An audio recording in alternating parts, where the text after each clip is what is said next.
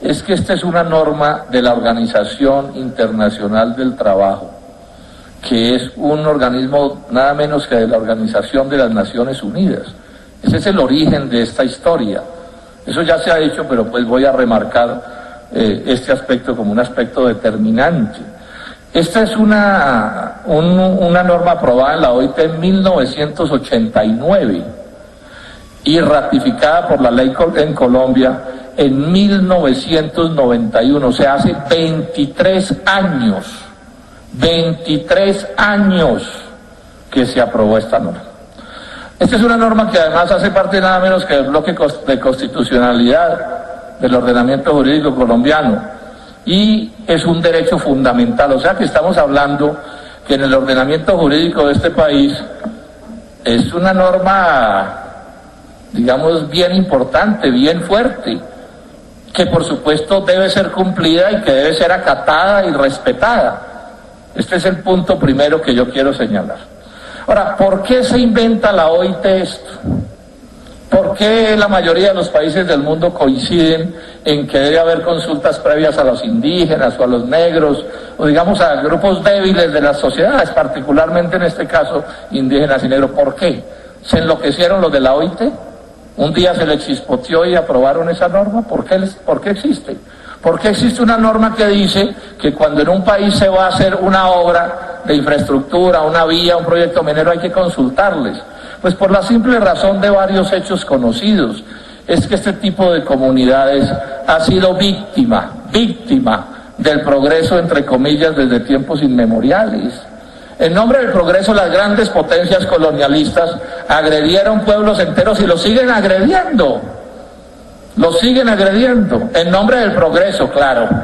Y en nombre del progreso también en Colombia y en otros países del mundo, y por eso es una norma de aprobación universal. En otros países también, en nombre del progreso, se atropella de la peor manera a comunidades débiles. Hago una figura, ¿no? Entonces llega el míster o el poderoso o la gran empresa o la minera a una comunidad indígena cualquiera y les dice: señores de esta comunidad, llegó el progreso.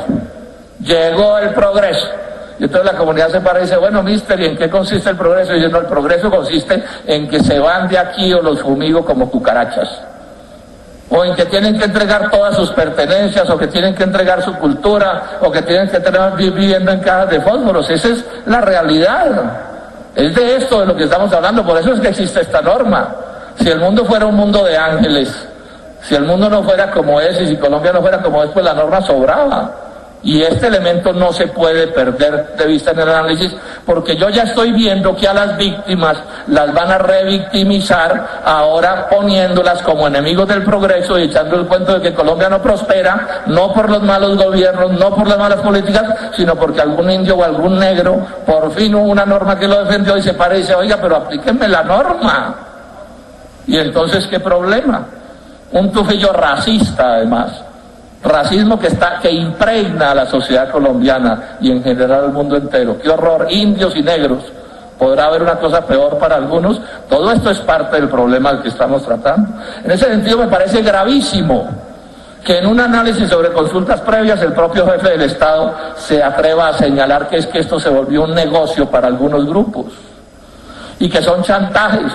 Así se referiría el doctor Santos a alguna de estas poderosísimas agremiaciones de cualquier sector de la economía nacional que use y abuse de su poder en contra, ese sí, del progreso nacional. ¿Se atrevería el doctor Santos a hacer una generalización de ese tipo sin hacer ningún cargo específico? Pero no, como se trata de indios y negros, vamos barriendo y vamos sembrando la duda de que no es que estén haciendo peticiones razonables, peticiones honradas, democráticas, pidiendo que la ley los proteja porque son particularmente débiles, sino lo que son es unos indeseables que están aprovechando y abusando de la inmensa generosidad con que la nación colombiana y quienes nos gobiernan los han tratado. Este sí es el mundo al revés, mis estimados colegas del Senado, el mundo al revés.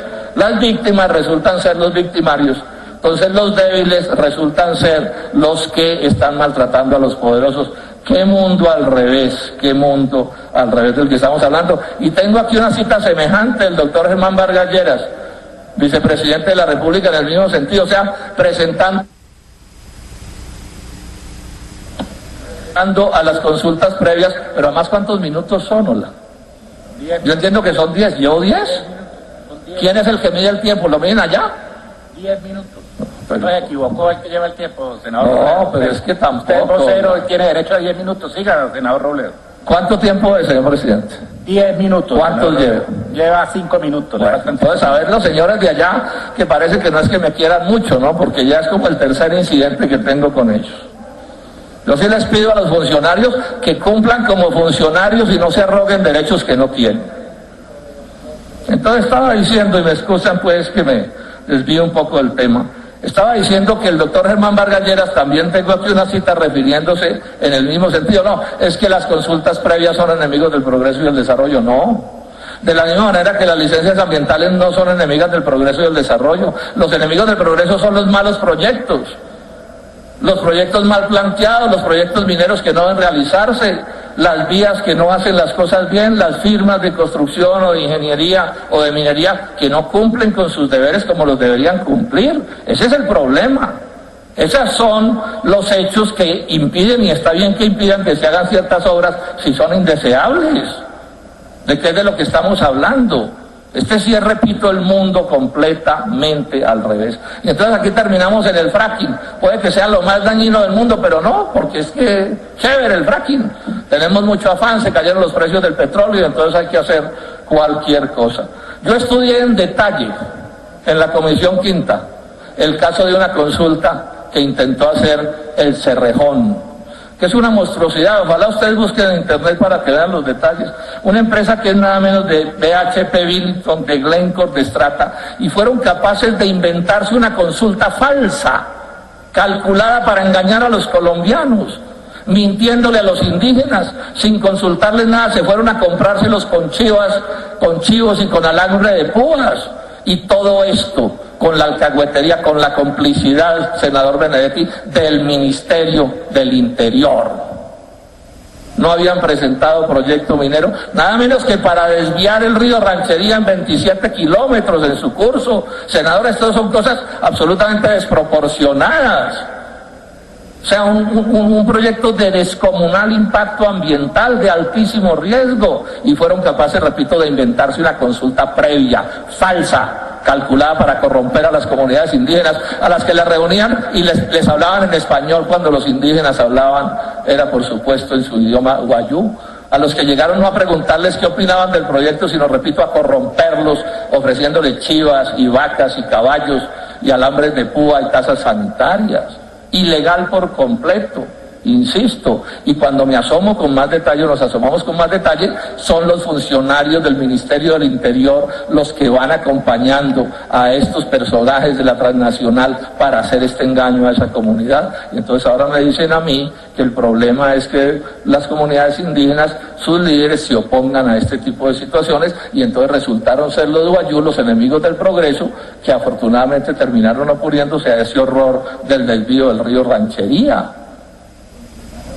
Yo creo que está más cercana a la verdad lo que yo estoy diciendo que lo que dicen quienes piensan que son estas comunidades de indígenas y de negros los que se están atravesando al progreso de Colombia.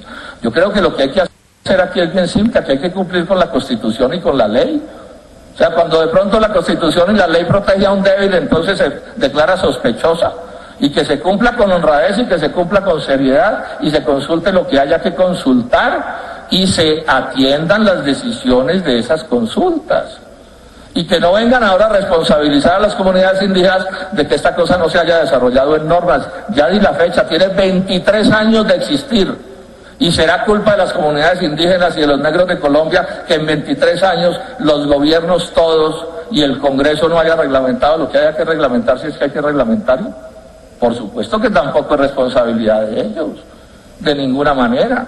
Aquí ha habido proyectos, por ejemplo, que se han hundido, mineros, leyes, que yo personalmente y otros miembros de la Comisión Quinta les hemos dicho a los gobiernos, tienen que hacer consulta previa, y se para el ministro, se paran los amigos del gobierno y dicen, no hay que hacerla.